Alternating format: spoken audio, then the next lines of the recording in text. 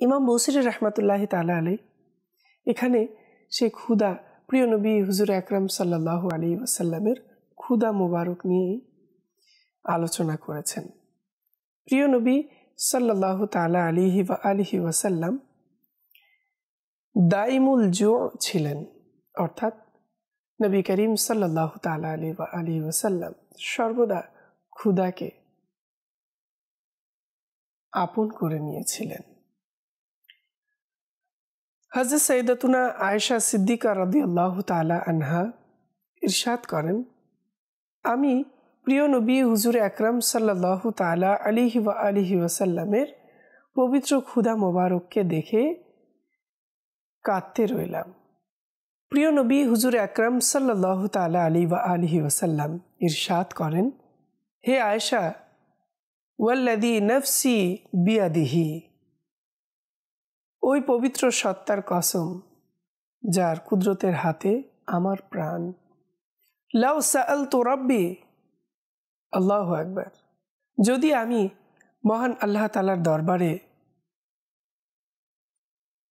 এই সওয়াল করি, এটা চাই যে তিনি তামামা পাহাড়কে আমার জন্য স্বর্ণে রূপান্তরিত করে দিক, তাহলে অবশ্যই আমার প্রতিপালক সেটাকে স্বর্ণ বানিয়ে আমার হুকুমের অনুসারী বানিয়ে দিবেন।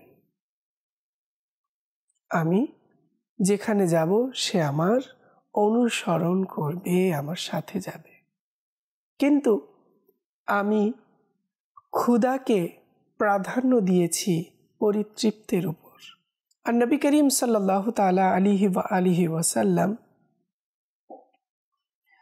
কে সকল কিছুর মালিক বানিয়ে দেয়া হয়েছিল, তারপরেও নবী করিম সাল্লাল্লাহু তাআলা আলাইহি ওয়াসাল্লাম মহান আল্লাহ তাআলার দরবারে কান্নাকাটি ও শুকরিয়া পালন করার জন্যে এই ক্ষুধাকে বেছে নিয়েছেন।